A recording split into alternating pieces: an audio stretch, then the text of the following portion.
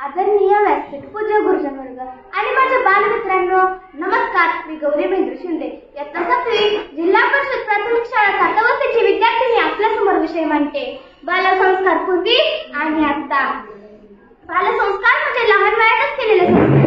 पूर्वीच्या काळी सर्वच मुले मोठ्या माणसांचा आदर करत, दररोज त्यांना वंदन करत, रात्री जेवणापूर्वी श्लोक म्हणत, रात्री लवकर झोपत, सकाळी लवकर उठत, अशा वागण्यामुळे त्यांचे चांगले गुण निर्माण होत असत.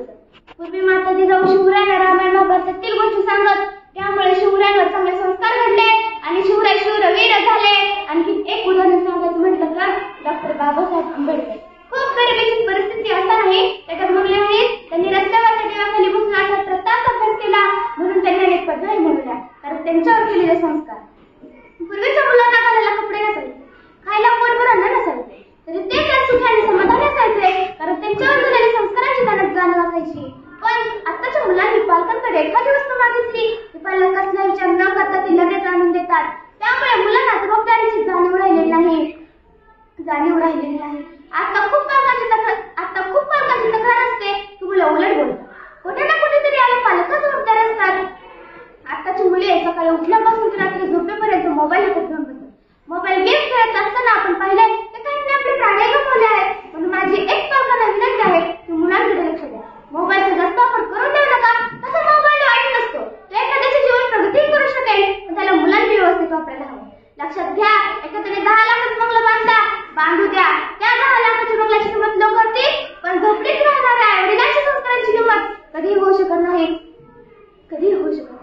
हल्लीच्या जमान्यात शिक्षणाला महत्त्व आले, पण असल्याही शिक्षणानेच माणूस संस्कृत होतं. आताच्या मुलांना सांगणे आणि समजावणे गरजेचे आहे.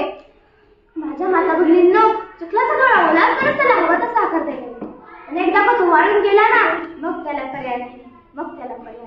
म्हणून योग्य वेळी योग्य संस्कार देणे आवश्यक आहे. आपण आजूबाजूला पाहतो की वृद्धाश्रमाची संख्या वाढत चाललेली आहे. आताचे पालक आपल्या मुलांना कर्ज काढू शिकवतात आणि तीच मुले आपल्या आई वडिलांना वृद्धाश्रमाची वाट का दाखवतात?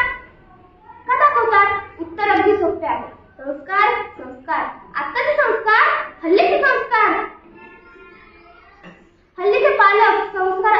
पालक संस्कारापेक्षा नोकरीला प्राधान्य देणारे पालक आपल्याला पाहायला मिळतात. नोकरीमुळे त्यांच्याकडे वेळ नाही, मग ते मुलांकडे कसे लक्ष देणार? मग आल्या मुलाला पाळणा घरात ठेवणे, शिकवणी वर्गाला पाठवणे, अधिक गुणांची स्पर्धा, पैसा, करिअर आणि हेच जीवनाचे तत्वज्ञान. माझा मुलगा डॉक्टर इंजिनियर व्हायला हवा, त्याला खूप पैसा मिळवायला हवा, हा त्याचा दृष्टिकोन मात्र चुकीचा आहे आणि तो बदलायला हवा असे मला वाटते.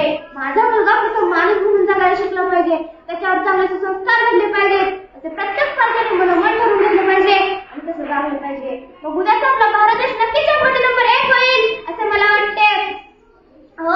एक मूल हे ईश्वराच्या अनंत शक्तीचा समूह आहे.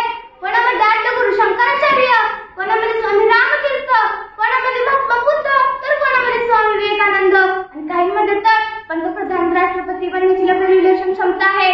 गरज आहे की फक्त योग्य दिशा देण्याची.